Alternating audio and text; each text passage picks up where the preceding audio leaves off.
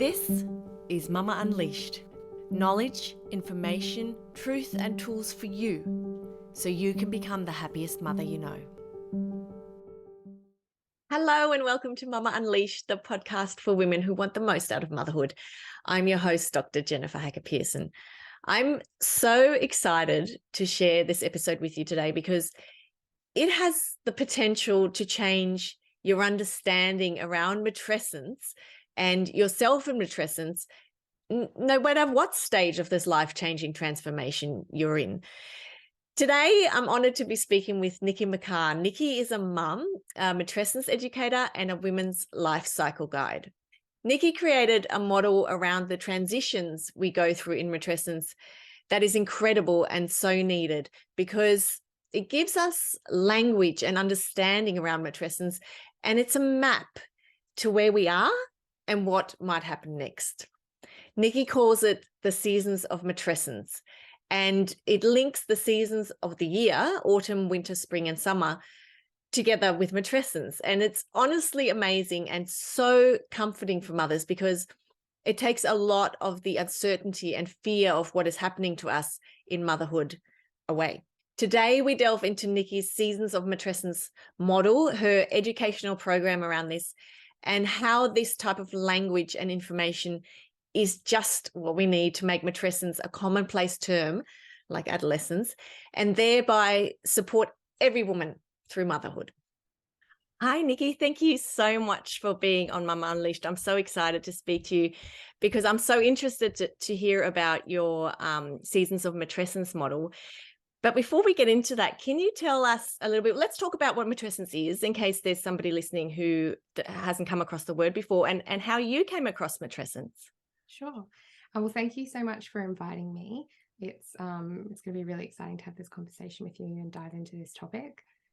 I came across the word matrescence in, I think it was 2017. A friend had sent me an article that was written by Alexandra Sachs called The Birth of a Mother, which was an article that got a lot of traction. It was in the New York Times. And at the time I was working, I had built this community for mothers called Mama Tribe. And it was all about connecting mothers locally for friendship and support. And that had really been born through my own experience of becoming a mother, where prior to motherhood, I'd been very career driven. It was a huge part of my identity. I had worked in corporate settings. I was very much my identity was very enmeshed in this career. And then I had my son, and I had really thought up until that point that having a baby would be like just adding an extra point on your CV where you'd say, and mother, and, Yes. and that nothing else would change, and that I would go back to my same job and I would feel the same way and I'd have the same goals, and that who I was not going to change. And then when I did become a mother, I experienced a huge transformation when all of a sudden I experienced identity loss. I didn't know who I was anymore. Now that I wasn't doing this career, I actually kind of realized that I didn't really know who I was to begin with, that I had kind of come out of, school and had gone into this job and had found my identity and my sense of self through all of these external measures of, who I thought I was as being this like high achieving, type A woman who was climbing the career ladder, and all of a sudden, now that all of those things were gone and I was a mother, I was kind of wondering, well, actually, is that true? And is that who I am? And what am I actually interested in? And what do I like? And at the same time, integrating mother into my identity, feeling not a lot of sense of competency in my role as a mother, as we all feel. I think as new mothers, it's this new job that we've never done before. And for me, so much of my self-worth had been wrapped up in being capable and being in control and being really competent.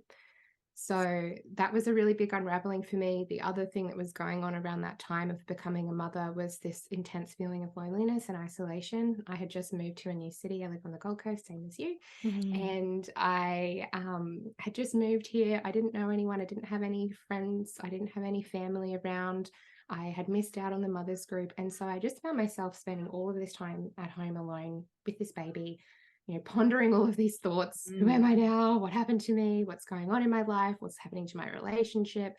And it was really, really isolating, and it had a huge impact on my experience as a new mum. And so through that sort of experience of matrescence, which I didn't know that that's what it was at the time, but now I do, And this experience of loneliness and isolation, I started this community with a friend that was basically around this idea of we shouldn't be going through this alone. And why are we? Like, why are mothers left at home alone for 8 hours a day by themselves when we would never do that to a new baby? Why are we doing it to new mothers? How does this experience of isolation and being disconnected from community and elders and other mothers impact our experiences? And so I was having a conversation with a friend one day and we became really riled up about it. We're like, where's the village? As so many of us, get to that moment where we're like, I was told there would be a village and there's not one here. And we were on this phone call and I said, you know what, let's just do something about it ourselves. And so I pulled out my laptop and I did this really impassioned, post on Facebook saying, it's not good enough. And we're going to start this community. We're going to bring mothers together. And our motto is no mom left behind. And so we started this community, and within 2 months, it had grown to 10,000 members. Wow. Over the course of 3 years, it grew to 40,000. And it was really around this idea of bringing women together, bringing mothers together, so that they can have those social connections, so that they can realize that they're not alone, so that they can have people who get what they're going through. And knowing that that actually has a really big impact on our experience, and it has a really big impact on our well-being. Like, we know from research that loneliness and isolation is one of the risk factors for developing postnatal depression, and yet so many mothers are left alone. And that was a part of my story as well. I did end up being diagnosed with postnatal depression when my son was 6 months old. For me, I don't believe it was a biological, chemical process that was going on. It was a result of the social situation that I was in, where I had very little support. It was a result of the cultural message that mothering doesn't matter and that what I was doing wasn't valuable. And those were the factors that were influencing my experience. And so that was really, the motto and the ethos and the idea behind this community. So that was the community that I was running in 2017 when a friend sent me this article, and I was like, oh my God. I knew it. This is it. There's a reason why this has been happening. And for me at that point, I had realized that it wasn't just me who was going through this. Because I had that opportunity to meet all of these other mothers and to hear other women's stories, I was hearing that this is actually a really common experience. I'm not the only one who's going through identity shifts. I'm not the only one whose relationship is really different, or who's not sure about their career anymore, or whose goals are changing, who feels differently about their body. And so this word and this understanding was really like light bulbs, fireworks. Oh my God, this is what we're all feeling. And so from that point on, to give a bit of another, layer of backstory, my background is in learning and development. I worked in adult education for 10 years before I became a mother. I specialized in working in corporate companies, and my job was to go into those companies and to essentially assess the learning needs of their people and create learning solutions to help them have a greater sense of well-being, greater sense of satisfaction, to improve their competency, to give them more skills. That was my job. And so I was going through this experience thinking, where are the tools? Where are the resources? Where's the information? Like, why is it that I can Google, what are the best lunch boxes that you should buy for your kid when you're taking them to daycare? Or what's the best, baby-led weaning strategy?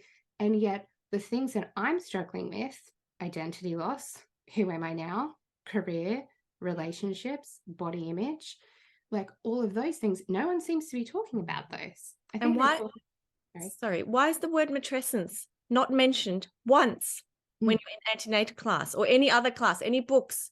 And well, there's some now, but you know what I mean? Because my story is very similar to yours. In fact, I think we need to have a coffee because it sounds very, very similar. And when I had the same thing, I was already onto my third baby when I found out what matrescence was, and I cried and I just went, oh my God, this is actually a thing.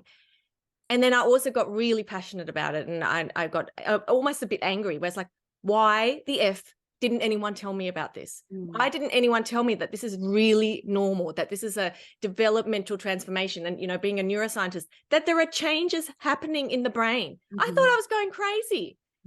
Sorry, I interrupted you, but I was exactly the same, because I was just like, this is ridiculous. Like, there's, what will I name my baby forums and nursery color, just one of those little bits of paint things you can go and get at the Dulux shop. And there's everything down to like 20,000 prams to choose from. But matrescence, no, let's not tell them about that.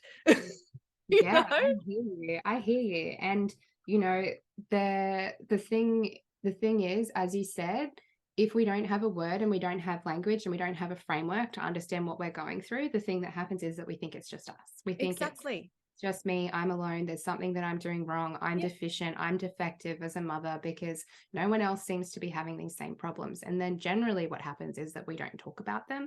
And when we don't talk about things, they fester, they're in the dark, they just get stronger and stronger. That story reinforces and repeats itself, and it gets harder to break. So a word like matrescence and this framework can give mothers the permission to talk about their experiences, to realize that they're not alone, to break out of that sort of cycle of silence and shame, and actually get some support, get some help, get some camaraderie, realize that it's not them.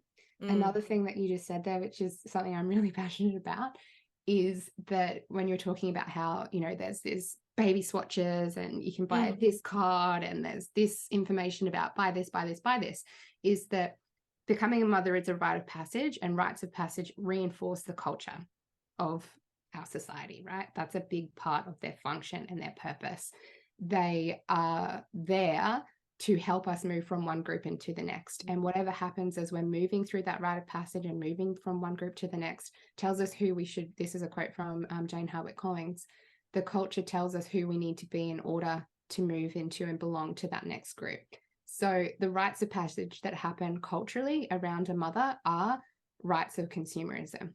So it's like, to be a good mother, you need to be a good consumer. You need to buy this information. You need to buy this latest pram, or buy this pram, or have this, you know, fancy nursery and all of that. It's all about reinforcing consumerism, and it feels empty, you know, and that's why. And speaking of empty, I think a part of that is also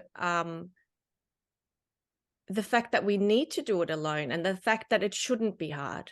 And I think that's part of the problem that comes from women not speaking up, because we feel alone because nobody's talking about it, because everyone's too afraid to say, this is actually really hard and it's affected me in this way, and I don't know who I am anymore, and I feel like having a baby is not what I expected. And if we actually had these conversations, if we could actually, you know, meet a mum at a play group or something and say, well, actually, this is how I feel, it'd be a whole different experience as well. Yeah. And, you know, again, the culture, and we can talk about, you know, some of the cultural influences on mothers, but the culture benefits from us thinking that it's all our fault and that we're not actually doing a good enough job, and that if we could just buy the latest gadget, or do more, or wake up earlier, or just juggle the balls a little bit better, then everything would be easier for us. The culture benefits from us not having conversations between mothers. It benefits from us thinking that it's all our fault, because that maintains the status quo. And the status quo is that mothers are overstretched, overburdened, that they are burnt out, depleted, and that they are carrying the lion's share of domestic labor and the care work, right? And the system has a vested interest, you know, I sound like a bit of like the system, but the system does have a vested interest in maintaining the status quo. And so for us to break free of that, it is through words like matrescence. It is through coming together, sharing our stories, realizing that we're not alone. It sounds simple, but it's so powerful. And there's so much scientific research now to show that if the mother is struggling, how it impacts the children.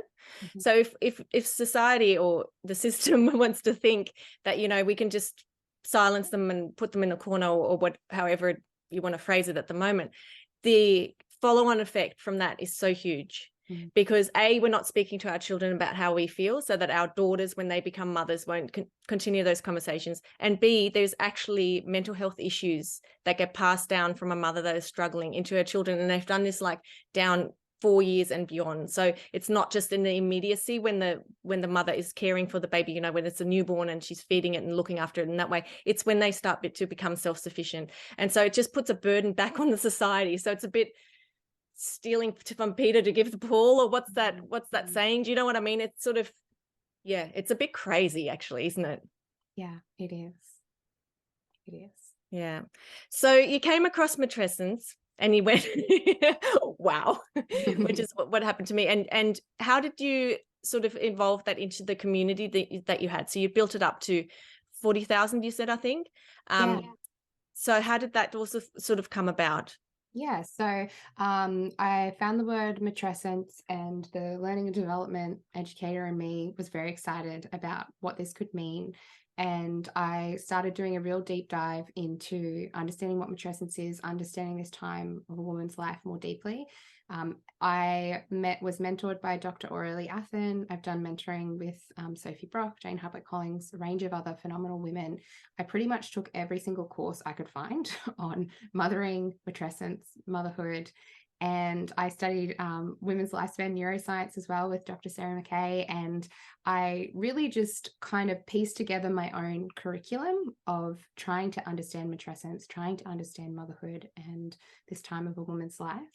I'm also interested in, the rites of passage lens and the spiritual development that's available at this time too. So I was taking a pretty holistic view of it.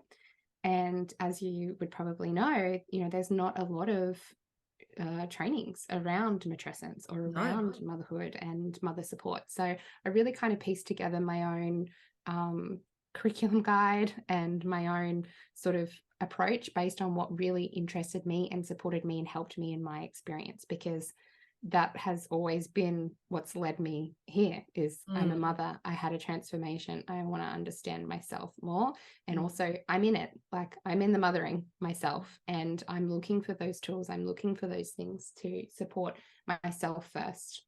And so I was doing that, doing lots of study. I ended up the Mama Tribe community. I had a relationship with COPE, the Centre of Perinatal Excellence, who are a national not-for-profit here in Australia that have different programs around mental and emotional well-being for new parents. Yeah, so they're amazing.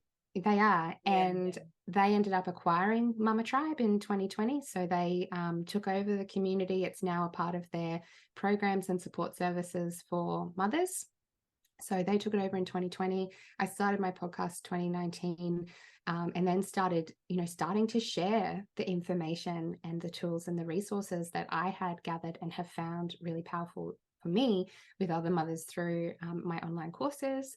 And then that just kind of built over time. And what I found was, and like the reason for the certification program that I've just started, is that a mother would come into the group program really overwhelmed, feeling really lost, feeling really alone. And we would go through this process of understanding matrescence, learning different skills and tools, lots of self-reflection, lots of community connection, lots of women's circles in these programs. And they would have this huge transformation. They would have this big aha moment. They would feel more connected. They would be excited and inspired again for the future. And then at the end of the program, I'd have to say, okay, now we're finishing. And then they would go, I'm not ready to finish. And now I want to be able to share this information with other people. Like, I'm so inspired and passionate about matrescence. How can I do what you're doing? Like, can you mentor me? Can you teach me? And that was really how the teacher training that I offer now was born, is because I had these women at the end of the program. And we've just had our first cohort in 2020. We're enrolling for our second one now for 2023. And it's so amazing for me. I actually interviewed one of the ladies on my podcast yesterday, and she started a program with me around her own experience. She's now come and done the professional training. She's got her own business now supporting mothers. And it's so inspiring to see that shift. And I think this is the power of matrescence. It's the power of honoring and acknowledging this time in a woman's life, is that if we just have the information, if we have the tools, if we have the support, things can shift and change in really powerful ways. So that was kind of my journey to now. And so powerful in the sense of the dissemination of the information. You know what I mean? It's like this sort of ripple effect where you're passing it on to her, and she's passing it on to her students, and then maybe they become people that pass it on to them. And that's the way we'll change it. That's the way we'll change the world. I don't think that standing on a rooftop with a loudspeaker in this regard will help, but I think that will help. And like I said earlier, that will trickle down into their children and, and then their children. And hopefully, in a few generations, matrescence will be something that you learn about alongside how to have a baby. Like you go into antenatal class and you do matrescence class as well, and to learn about yourself. And I do a lot of work with mothers about things that can come up during this time, especially, from a psychological perspective. And I think it's just so important to be aware that there is this huge transformation. And for some women, it's life-changing. It was for me. For some, it's not so much, but there is a transformation of us. And I was just thinking actually in the car on the way here about how resistant we are as human beings to change. And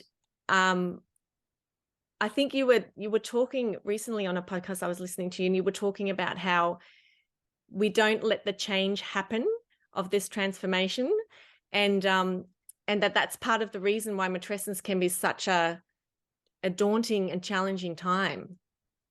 Yeah, I think as we're growing awareness around matrescence and that there is this process that's happening, I think, it's important to remember some of those kind of foundational things with it. Like if we think about matrescence like an adolescent experience, every single child who becomes an adult goes through adolescence, but how they experience it is going to be really unique to them and be shaped and influenced by a range of different factors. So, where are they located in the world? How much support do they have? What were their past experiences up until that point? What's going on for them physically? What's going on for them socially? All of those different factors. There's going to be personal things, physical things, psychological things, as well as social and cultural things that shape how they experience that transition. So it's just the same with matrescence. How we experience it is going to be shaped and influenced by all of these different factors, personal factors as well as those social and cultural factors. And, with that lens, we can then say matrescence is a universal experience, but it's a unique journey in that everyone's going to be going through this, but how we experience it is going to be unique to us based on, what were we doing before we became a mother? How much support do we have? Are we a single mother? Are we partnered? Do we have a history of, adverse, experiences? Did we experience birth trauma? Does our child have any additional needs? All of those things are going to shape and influence how we actually experience matrescence, which is really important here for a number of reasons. One of the biggest is that we can't compare, we can't compare. And also matrescence for me, and I think for a lot of mothers, is different with every child, because again, we have changed. We've changed from the person we were at that point. Maybe the background stuff hasn't changed that much. We still have similar experiences, but we've changed to that point again. And so for me, my greatest matrescence transformation was actually after my third baby. So, I think that's really, really important to highlight as well, that it's different every time and it depends on what's happened. And in that period between children, so much could have changed for you. So I think that's really good. Yeah, I think it's really important to note. Yeah. So then the Seasons of Matrescence was born, your model. And I just find it so fascinating. And I think it is also it's like a permission slip, isn't it? To just not be on all the time, to not just be, not that we could ever be the perfect mother, but that mother that society wants us to be, and sometimes to just retreat. So please tell me everything about the Seasons of Matrescence and your program and yeah. Well, the Seasons of Matrescence really came about again through my own experience and me just working out what tools worked for me, sharing them with other people, and then noticing whether or not it worked and supported them as well. So my journey as a mother, a big part of it has been reconnecting with cycles and noticing, coming back into my body, noticing my body and noticing how my physical body, my menstrual cycle reflects the seasons and the cycles around me, but also my inner, life can also reflect those seasons and cycles around me. And I found a lot of comfort in, returning to that idea of cyclicality, to notice that there are times in my life where I do feel really on, and I'm, doing all the things and ready to go. And then there are times that I really need to rest. And that opened up a lot of self-compassion for me. Right. So essentially the Seasons of Matrescence model aligns the different phases and stages of change and transformation that we experience with the Earth seasons. The model draws on quite a few different theories. So it aligns with rites of passage theory, change management theory, psychological models for change. And the idea is that there are these 4 different stages of change or stages of transformation, seasons of matrescence. Autumn is the period of letting go and separation, where something is starting to change within us or around us. Mm-hmm. Then there's the next stage, which is winter, which is the void, the womb space, the in-between, the cocoon, when you're, not quite a caterpillar anymore, but you haven't yet kind of grown your wings and become a butterfly. So that's that in-between period. It's a fallow period where we might be hibernating. You can kind of think about this as being the time where you're planting the seed, and you put the seed down deep into the ground, and you can't see that anything's happening on the top, but underneath the soil, all of this growth and transformation is taking place, but we can't kind of reap the rewards of it just yet. Then the next season moves into spring. This is a time of new beginnings, of growth, of possibility, starting to see that little seed that's been planted is starting to grow some leaves, and there's some potential coming here, and there's a lightness returning, there's optimism.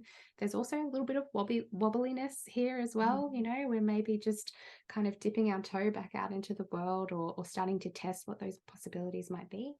And then the 4th stage is summer, which is when we're sort of at the culmination of the cycle, where we're maybe feeling really embodied, really full. Life is busy. We're seeing the fruits of our labor from all of the transformation that we've been through.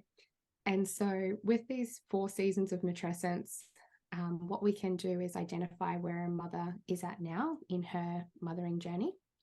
She might be in an autumn, a winter, a spring, or a summer. And then based on where she is, we can identify the potential challenges that she's got going on right now.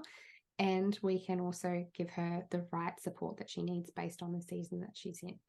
There's a couple of reasons why I'm really passionate about this model. The first is that, as you said, and you spoke about in your own experience, this isn't a one-time transformation. Matrescence isn't something that we just knock over in the first year and we go, okay, well, that's done now. I'm fully transformed and I'm finished, and that's it for me with my mothering journey. And I think I was just going to say, and I think we need to be careful with that when we compare it to adolescence as well.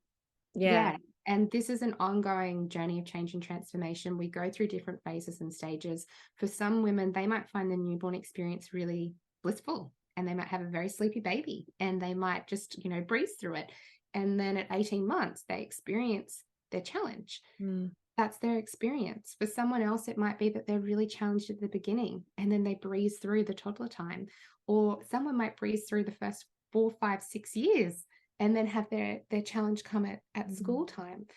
Someone might experience a pregnancy loss. They're still moving through matrescence. Someone could experience a relationship breakdown, a change of jobs, the loss of a loved one. All of those things are going to impact our experience of matrescence. And so what we're saying by using this model is that there's no timeline that you have to be on here. You can identify where you are right now. You're going to be moving through these different changes and transitions. And what we're really wanting to do is show you that this is the map of how you might be moving through. You can identify where you are right now and get the right support that you need. And also the other part of this is that, when we're going through these really challenging times, when you're in a winter, maybe, first time mom, big identity shift, big life shift. And I remember thinking, and I speak to so many mothers who feel this way too, is like, when you're in that winter, I don't know if I'm ever going to get out of this. Like, when am I going to start feeling like myself again? Is this just my life now? When are things going to start feeling easier for me? And so if we can locate a mother within, a broader cycle of her experience and say, look, right now, this is where you are. You're in a winter. This might be what you're having some challenges with. This is what you need from a support perspective. And also, you're not going to be here forever. This is where you're going next. It goes into spring. Can you see that before you were in autumn? So it helps you kind of locate yourself within that cycle and have that sense of a forward momentum. It is a wellness model and a growth and resilience model where we're saying, this is the process that you're going through. I think that's so important from a psychological perspective for somebody to say, no, this isn't it. Because I thought that too. I thought, well, this must be just it now. This is just how life is going to be from now on. And I think it's so important, if you haven't been through it before, for somebody to tell you, no, this is just winter. Yeah.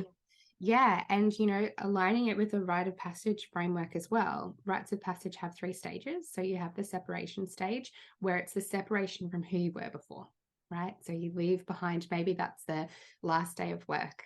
Maybe that's the pregnancy and the birth process, where you're actually separating from that version of yourself. Then you have the transformation that takes place. This is the liminal space, where you're not who you were before and you're not quite yet who you're becoming. This is the phase that's most difficult. So that's the winter, right? It's the part where it's a lot of stuff that comes up, and this part needs a lot of support. And then the 3rd stage of a rite of passage is integration. So that's where you're feeling more embodied in your new identity. You feel more confident and whole in your new role as a mother, maybe in your relationships. And that aligns with that spring, summer kind of energy. So for me, I really love the cyclical process, because it gives you a lot of self-compassion to be where you are. And not to expect yourself to be in winter, to be in the liminal space, the transformation, and still be living like you're in summer. Like you can say, actually, look at what I've got going on right now. This is where I am. I need to hibernate. I need to get my support at this time. This is my time for receiving support. I'm not in summer. I'm not giving. Yes. So this is a model that I think can help people open up a lot of self-compassion, as well as that clarity for where they are now and where they're going. Yeah. And do you think we just continue to cycle through our lifetime? Because I believe that you're always postpartum. There's no postpartum period until the day you die. It finishes. Because I've had clients in the past who've been grandmothers, or I shouldn't say grandma, older ladies whose children have left home for whatever reason, and it was also a very, very tough transition back into that, who am I now that my children aren't here and my children don't need me anymore? And that's when I started thinking, I think that matrescence lasts a lot longer than we are led to believe. Like it's certainly not just the 4th trimester. 100%. And, I think it's not good when we tell mothers that it is just, a 1-year process or a 2-year process, because it is ongoing. Yeah. And I believe that our lives are cyclical, and that we move through these different phases and stages, and that this is life, right? Yeah. Life is change and movement. And this is as well a big part of the model. And the objective for me is that I want to support a mother with where she is right now and whatever challenge she's going through. So maybe she's a new mum, she's struggling with identity shifts, and she's in a winter. And also I want to give her a framework and tools and confidence that she can navigate her next winter. This is a map that she can use forever for all of the different changes and transitions that she goes through. So I think, as practitioners working with mothers, we don't ever want to make someone reliant on us for no, that's support. The key, right? So it's about education and tools and resources. So you can say, look, this is the map. The journey is going to be a little bit different each time. Right now, you might be dealing with identity loss. In the future, it might be your child starting school, and that's actually a really big transition too. Big. It was massive. Especially my 3rd baby starting school. I didn't realize how big it was, and now I've got my eldest is starting. I told you he's at his transition day today, and a lot of stuff has come up for me that I couldn't make sense of it, and I was like, I think it's that. More shifts in the matrescence journey. Yeah, and so that's what my objective always is that here's the map. Here's how you can identify where you are right now, and also let's educate you about what you need to do in each season, what the challenges might be, and what tools you can use to support you, so that next time it happens, you can go, oh, okay, I'm in winter. Oh, I'm in autumn. All right, this is my time of letting go. What do I need to call on now? What tools do I have in my toolkit that I can use in this moment? I love that. I love it so much also because it takes so much of the uncertainty and the fear out of it, because when you don't know what's coming next and you're unsure where you are and, things seem a little bit hazy, it's sort of like there's, like you said, a framework. There's kind of like a path. There's a path out of whatever it is. And often it's the discomfort we want to leave, right? We're not going, when we're in somewhere, we're not going, oh, I want this to end now. But, I just love that, because there is so much uncertainty and so much fear in motherhood, and especially for first time mothers, new mothers, that it's like, it just, I'm lost for words. It's like a guide, and basically it's a cuddle to say everything's going to be okay. Yeah. And I love that, Nikki. Awesome. I love it. Thank you. One of the things I'm really passionate about as well is that we can educate mothers about matrescence before they become mothers. Yeah, me too. Yeah, because there seems to be this idea that, you don't talk about it until you've had your baby. And I just think we do new mothers a real disservice when we don't provide them with this information and knowledge and understanding. And for me, this is why I like this model as well, is because you have language and a way of talking about it in a way that's not too confrontational. Because the thing that often happens is, when new mothers are spoken to about motherhood and preparing for it, it can have that energy of scaremongering. And, absolutely. Just you wait, you're never going to sleep again. Just you wait until you've got a 3-year-old or whatever. Like, that's not helpful. But we can do it in a way that's really, respectful and empowering of that woman, and that's also still preparing her. So we align, and we have different stages and, seasons based on different aspects of motherhood. But one of the ones that we use for first-time pregnant mothers is autumn. So autumn's that time of separation and of change. So we can talk to new mothers about, right now you're in the season of autumn. These are the sorts of things that might be happening. And also you're about to go into postpartum. This is most likely going to feel like a winter. And so let's talk about what happens in winter. Let's talk about how we can prepare for that hibernation and that falling away. And what does that look like? So it gives us language and a framework to start talking to women about this before their babies come, and start helping them prepare, because it can't just be that you have to wait until there's suffering, right? And that's that I was going to say, it's not just until they've gone through it. It's until that they're at a point of suffering where they're going to the GP and going, I think there's something wrong with me. That's crisis point. It's too late. It's too late. Yeah, it is. And unfortunately, that's what happens, I think, to many mothers, is that you don't hear about it until you're at the point of thinking, like, there's something wrong. This is too hard. I'm not doing a good enough job, or whatever it might be. And that's just not okay. And in a crisis, in an acute crisis point like that, you want a quick fix, which is fair enough. You need some sort of a circuit breaker. And so the general practitioners usually the first port of call, because we don't have education around this and we don't have services. And so you can go, like, there are lots of mental health, perinatal mental health services now, but they're not quick fixes generally.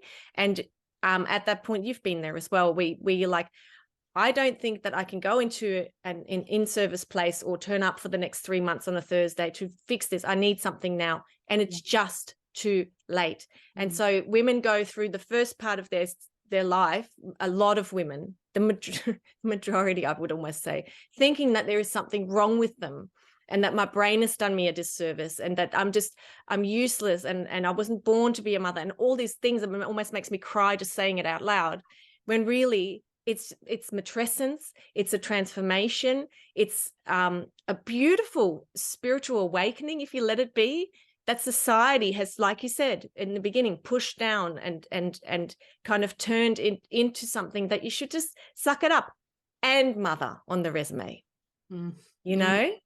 And it's so sad. And it's so sad in a way that women have to go, like you and I have to go through this to come back out the other end, to go, wait a minute, this is not what it's like. Not everybody does that, but most people don't talk about it. Yeah. And it's just so wrong. It's just so wrong. Yeah. And, I think that matrescence, becoming a mother, can be a real maturation process. It can be a real developmental shift, as are other rites of passages that women experience in their life, like menopause, like menarche, so first period. And this idea that we're growing and becoming more of who we are and maturing and becoming more empowered, maybe using our voices more, starting to be a little bit more of a threat as well to those existing systems. It's very interesting that those, rites of passage, those moments in women's lives are squashed down, because they do have that power for transformation, for growth, for development. So for power. For power. So by reclaiming them and, honoring them, what we're really doing is allowing ourselves and women and mothers to be more powerful, to be more embodied, to feel more capable of using their voices. Like you get between, I just think back to like my experience. Like I was such a good girl. Like I was a fuss, never use my voice. And then I remember I've had moments with my son where I've really had to speak up for him, and I've done it, and I've like kind of shocked myself. Like, wow, you really found your voice there, right? Yeah. Because there is this awakening of like, this is my responsibility. Like he's my responsibility. I've got to speak up. I've got to be the mother in this situation, right? And so it's that same process with menopause as well. You just kind of give a little bit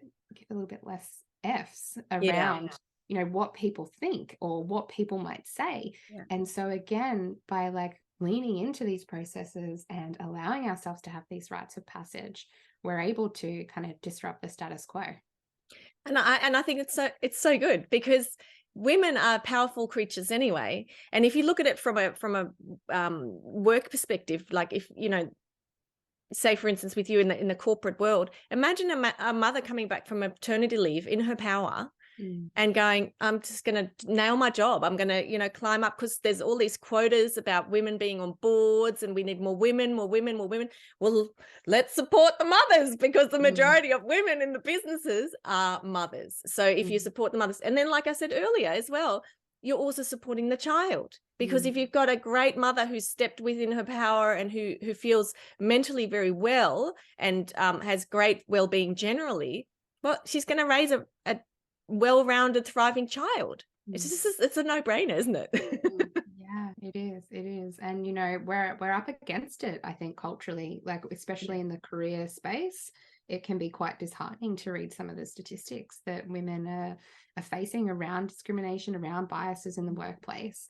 And so we do have so far to go. But again, I think this is about that the maturation, the development, and the claiming of like, actually, I'm here to take up space. Actually, you can't tell me not to take up space or to be quiet or to not use my voice. Like I'm here, and I deserve to be here, and I'm going to, get what's mine. I'm going to claim what's mine, and I'm deserving of that. So I think the more that we can do to support mothers through this process, and just to support mothers in generally, like we really are the linchpin of the community, the linchpin of society. As you said, we're raising the future generation. We're having this huge impact on the well-being of the health. There's a beautiful quote by Rachel Garcia Saliga, who's Innate Traditions on Instagram. And she's like, if you want to know the health of the community, look to the health of the mothers. I think that's so powerful, right? So because if the mothers are not well, then the community can't be well. Yeah. And it's kind of like my slogan. It's like, if the mother thrives, her children will thrive, the world will thrive. It's actually so simple. And I think that, like you said earlier, we need to go downstream. We need to start when the mother starts thinking about having a baby, maybe even, but certainly before the baby's here. And you don't have to go into the full shebang, you don't have to go through all the gory details, but just know this is a rite of passage. You are going to change in the most beautiful way if you educate yourself or let yourself be educated, inform yourself, understand yourself, dig into yourself a little bit. And it doesn't need to be scary. It doesn't need to be something terrifying. Yeah, definitely. I think matrescence, one of the things I've been sitting with a little bit lately is that we need an intergenerational solution for matrescence. Yeah. Like, it can't just be up to the mothers to carry everything, to carry the spreading and the dissemination of this information. We need to be having maidens and margas and crones also involved in this process. It can't just be up to mothers. We need to educate people who aren't mothers about matrescence. It should be, and hopefully will be, as commonplace to talk about matrescence as it is to talk about adolescence. So remembering that it was only 100 years ago that the word adolescence was actually even coined. And yet we now know that this is such a huge part of every person's life. And not just know, we know, we've got research, like it's studied now. I think I did a podcast the other day, I can't remember exactly what it was, but we've got so many journals, scientific, like peer-reviewed scientific journals are the gold standard in science, that are dedicated just to adolescence. And within those journals are, you know, article after article after article. So yeah, and I think it's wonderful. And obviously people saw that we needed to help, I don't want to use the word help, but like be there, support this time in a child/adult's life. And hopefully we can do that for the mother as well, because I just think that, yeah, like I said, if the mother's thriving, the whole world will thrive. It's a no-brainer. Definitely. Yeah. Nikki, this has been amazing. I could just talk to you for hours. Thank you so much for sharing your Seasons of Matrescence work and your thoughts and your insights and everything with us. I think it's such an important conversation to have, but also probably things that a lot of mothers haven't thought about. So thank you very much for that. I really, really appreciate it. Oh, thank you so much for inviting me. And I agree, I could talk to you all day. So thank you so much for listening to Mama Unleashed. I truly believe that knowledge and understanding around what happens to women when we become mothers and as we journey through motherhood are the foundation to feeling happy in motherhood. I look forward to bringing you another episode to help you thrive in motherhood next time. And if you can't wait until then, you can follow me on Instagram at Dr. Jen Hacker-Pearson for more motherhood information, knowledge, and science-based tools. And don't forget, please tell your friends about this podcast. Spread the love and let's get every mother thriving. For when mothers thrive, their children thrive, the world thrives. I'm Dr. Jennifer Hacker-Pearson. See you next time.